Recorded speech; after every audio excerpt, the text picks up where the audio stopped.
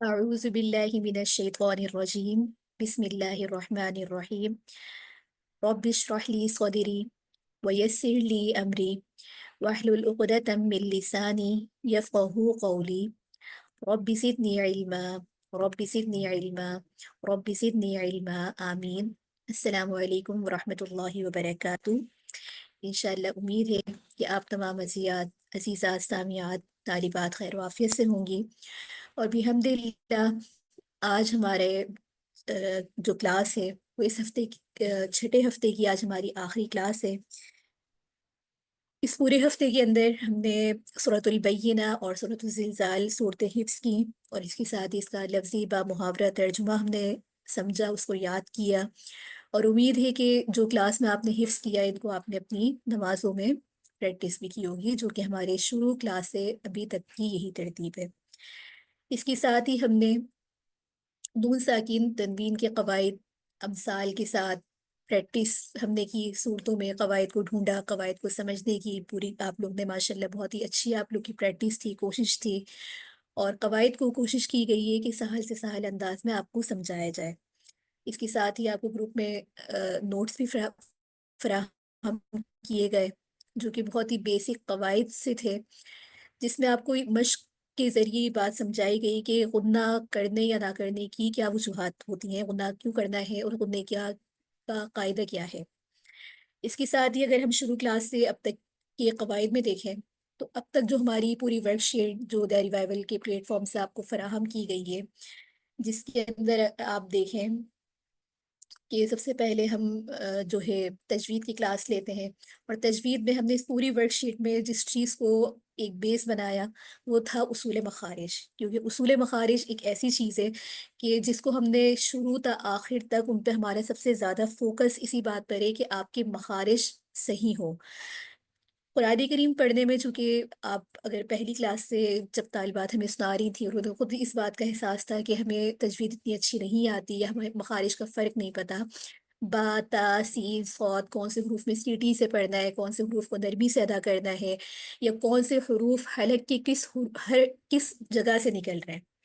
تو اصول مخارج شروع کلاس سے پڑھانے کا مقصد آپ کو یہی تھا کہ آپ کی ان پر گرپ مضبوط ہو، اور اس کے ساتھ ہی آپ کی بار بار پریکٹس اور بار بار یاد دہانی سے اور آپ کی اپنی محنت اور کوشش سے الحمدللہ آج اگر سورۃ الفجر کے بعد سے سورۃ الزلزال تک کی اگر ہم اپنی ایک جرنی اپنے ایک سفر کو دیکھیں تو ماشاءاللہ آپ کے پڑھنے میں، آپ کی سنانے میں، آپ کی کلاس میں جب آپ لوگ حفظ کی آیات سنا رہے ہوتے ہیں یا اپنی کئی غلطی کرتے ہیں تو اس پہ خود ہی اس غلطی کو صحیح کرنے کی جو آپ کی اپنی کوشش ہوتی ہے، تو ماشاءاللہ اس بات کا یہ ایک ثبوت ہے کہ آپ کتنے تجوید کو لے کر جو ہے کلاس میں کتنے ویلنگ ہیں اور اس کو سیکھنا چاہتے ہیں. اور انشاءاللہ امید ہے کہ یہ سلسلہ صرف آپ کے کورس تک جاری نہیں رہے گا، بلکہ ہم نے قرآن کریم اسی طرح سے پڑھنا ہے جس پر ہمیں اللہ رب العزت نے پڑھنے کا حکم دیا.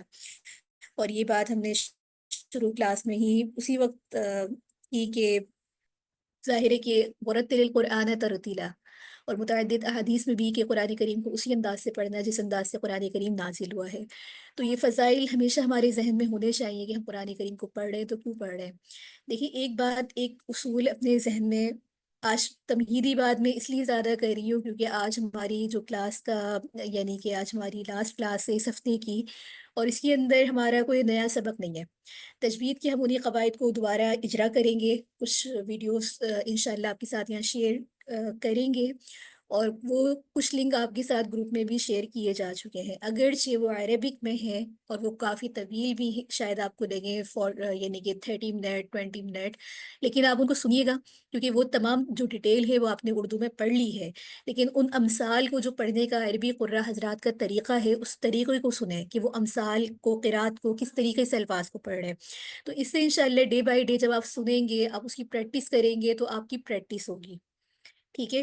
اس کے ساتھ آج ہماری کوئی نئی صورت نہیں ہے، تو اس کا مطلب آج ہمارا جو ترجمہ، تفسیر اور حفظ کا سیشن ہے تو صرف ہمارا حفظ کا سیشن ہوگا، جس میں آپ کو اراؤنڈ 50 ٹو 60 منٹ آپ کو دیے جائیں گے.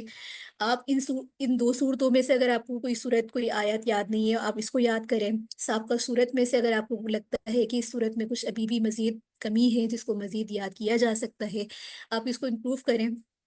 اور اس کو سنائیے. دیکھیں خود سے پڑھنے سے تو انشاءاللہ یاد ہوتا ہی ہے، لیکن جب تک آپ اس کو کسی کو سنائیں گے نہیں اور بار بار وہ چیز پہ اٹکنا، اس سے آپ نے پریشان نہیں ہونا، کیونکہ جتنی دفعہ آپ اس میں اٹکیں گے آپ کے ذہن پہ ایک بوجھ پڑے گا اور آپ پیچھے سے دوبارہ اس کو ریوائز کریں گے تو اس چیز سے حفظ میں پختگی آتی ہے.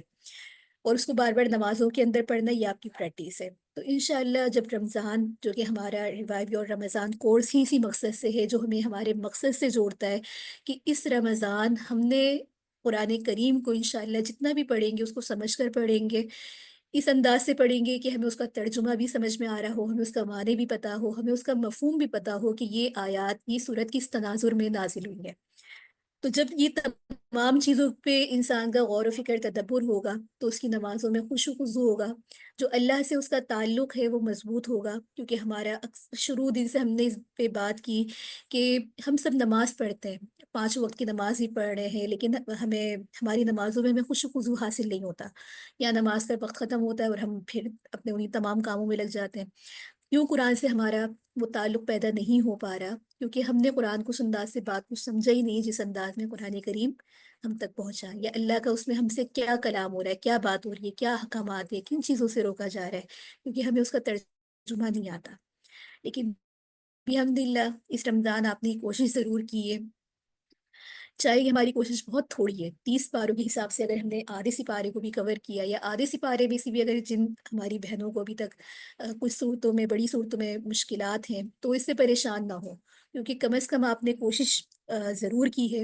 اور یہی کوشش انشاءاللہ جب آپ اس کو مسلسل پڑھتے رہیں گے تو انشاءاللہ ایک ٹائم ایسا آئے گا کہ یہ تمام صورتیں بھی آپ کو سورۃ الفاتحہ کی طرح ازبر ہو جائیں گی. تو اس کے ساتھ ہی جو آپ کو ہمیشہ اس بات پہ دھیان رکھیے کہ جب آپ اصول مخارج، یہاں پر آپ کا یہ صفحہ لکھا ہوا آتا ہے، یہ آپ کے سامنے پیج آتا ہے، تو آپ ان مخارج پر سب سے زیادہ اپنا فوکس کریں، جو کہ اکثر کچھ طالبات کو جیسے ہا نکالنے میں مسئلہ آتا ہے، یا خو ان کا اس طریقے سے ادا نہیں ہو پاتا، یا واؤ پڑھتے پڑھتے اکثر وہ ہونٹوں کے بجائے دانتوں سے اس کی ادائیگی کرنے لگتی ہے. تو یہاں پر ان کو لکھیے، بار بار ان کی پریکٹس کیجیے، اور یہ جو پورا میپ آپ کے سامنے بنایا گیا ہے اس پہ آپ دیکھیں کہ یہ حلق کے، ہونٹ کے کون سے حصے سے ادا ہو رہا ہے. ٹھیک ہے. اور اس کے ساتھ ہی جو آپ کو وہ اصول مخارج کے پہلے دن آپ کو جو قاعدے شیئر کیے گئے تھے، وہ ہمیشہ آپ ہر کلاس سے پہلے اس کو لازمی اپنے سامنے کھولیں، اس کو ایک نظر دیکھیے، اور اس کو دیکھتے ہوئے اپنے ہونٹوں کی اس انداز میں پریکٹس کریں. تو یہ ساری چیزیں قواعد پریکٹس سے. اور دیکھیں ایک چیز جو آپ اس میں بہت ساری طالبات پریشان ہوتی ہیں کہ ہمارا عین نہیں نکل پا رہا، یا ہا اور ہا میں فرق نہیں ہو رہا، یا قوف میں قلقلہ نہیں ہو رہا. تو اس میں بھی آپ پریشان نہ ہو، آپ اصول مخارج میں مخرج کو ذہن میں رکھیں، اس کی صفت کو ذہن میں رکھیں، اور متعدد دفعہ اس کی پریکٹس کرتے رہیں. Practice practice practice. کیونکہ ایک چیز جو ایک بات ہے کہ بچپن سے ایک چیز آپ نے غلط انداز سے پڑھی، یا اس کو اس انداز سے آپ کو بتایا نہیں گیا، یا آپ نے پڑھا نہیں، اب ایک دم اسی بات کو ایک نئے طریقے سے پڑھنا، تو وہ الفاظ زبان پر آنے میں تھوڑا سا وقت لگتا ہے. تو ہر نئی چیز جب ہم سیکھ رہے ہوتے ہیں وہ مشکل ہوتی ہے، اور سیکھنے کے بعد آسان ہو جاتی ہے. تو بس یہ اتنی سی بات ہے اصول مخارج میں.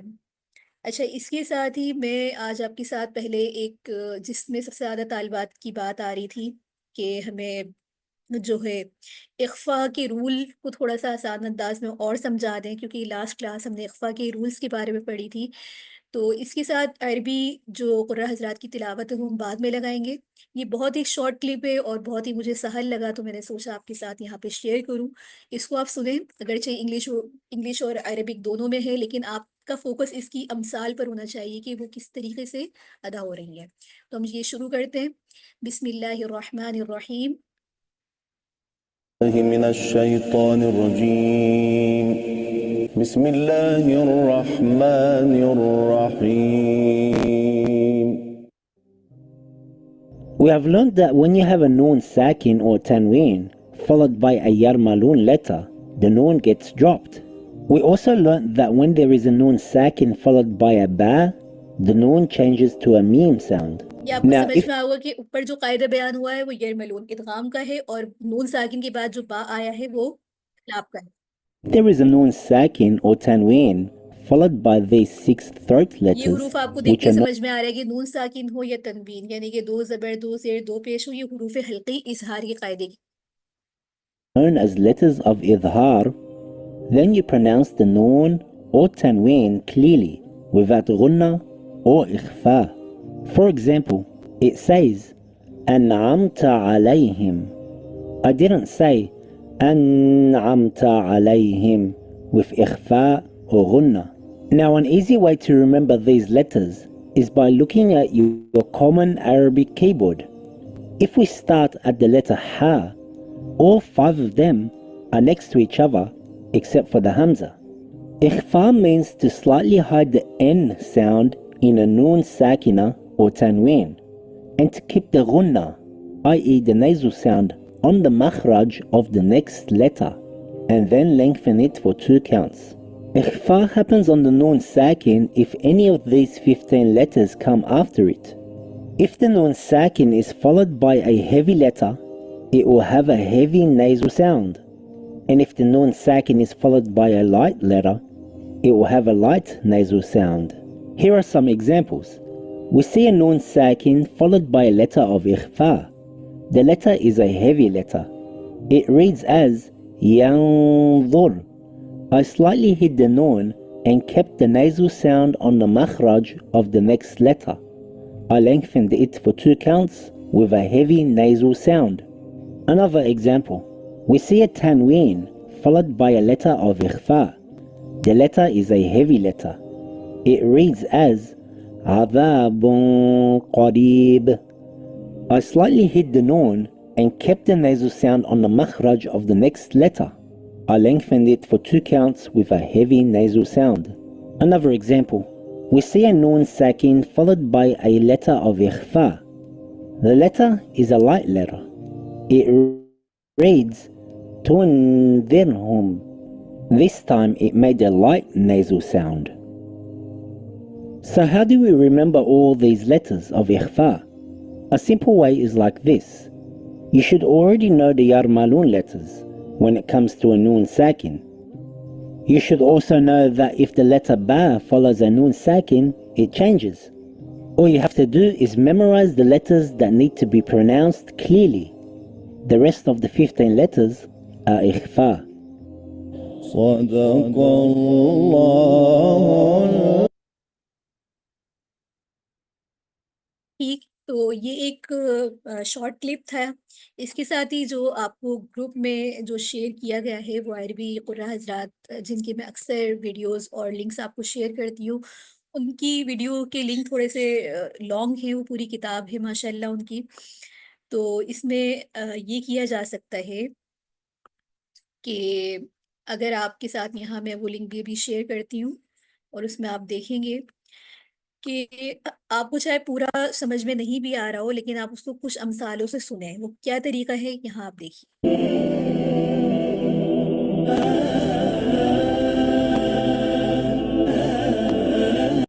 رحيم نقول رحيم بدل ما نقول بيت وجود، وحركة الحرف، والثانية دلالة على تنوينه خاسرة.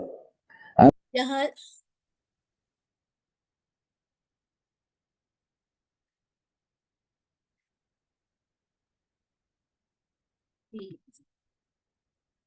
علامة إظهار النون.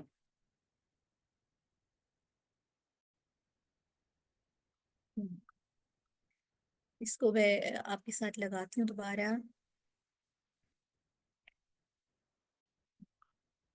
اب یہاں اس قاعدے کی جو مثال بتائی جا رہی ہے، اس الفاظ کو آپ سنیں اور آپ کو قاعدہ خود سمجھ میں آئے گا کہ نون ساکن کے بعد یہ کون سے حروف آ رہے ہیں، تو کس قاعدے کی بات ہو رہی ہے. الساكنة والتنوين وضع رأس الخاء من غير نقطة مثل من آمن هكذا. من هاد. علامة إظهار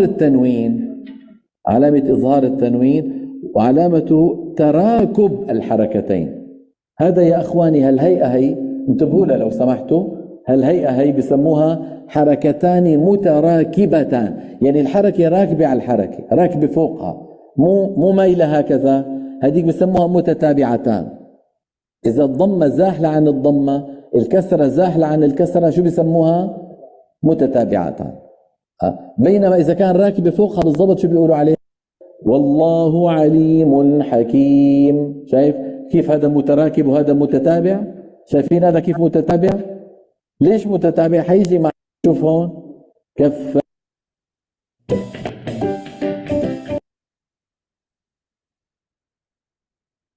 تو اس کو میں یہاں دوبارہ آپ کے ساتھ نہیں لگا رہی ہوں، کیونکہ یہ آلریڈی آپ کے ساتھ گروپ میں شیئر کر دی گئی ہے. اس کو سنیں، اور اس کی پریکٹس کا طریقہ کار وہی ہے جو کہ سابقہ دونوں کلاسز میں ہم نے پڑھا. اچھا، یہاں تک جو ہم نے سابقہ کلاس میں نون ساکن تنوین کے قواعد پڑھے، ان میں سے کچھ طالبات کو اخفا کے قاعدے میں تھوڑا سا بھی مشکل ہو رہی تھی. وہ شاید اس وجہ سے کہ اخفا کے حروف باقی حروف کے مقابلے میں زیادہ ہیں.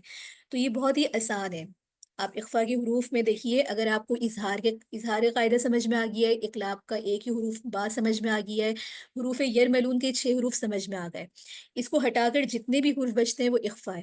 تو یہ حروف دیکھنے کے بعد آپ دیکھیں کہ جہاں بھی یہ 15 حروف آئیں گے وہاں پر غنہ ہوگا. ٹھیک ہے، تو اس کو آپ نا جیسے ایک صورت آپ منتخب کر لیں. منتخب کرنے کی ترتیب کیا ہے کہ جیسے کہ آپ کے ساتھ یہ جو ورک شیٹ شیئر کی گئی ہے، ابھی آپ جس صورت کی بھی تیاری کریں، جیسے کہ ابھی تو ہماری صورت البینہ اور زلزال کا پی ڈی ایف یہاں پر موجود ہے.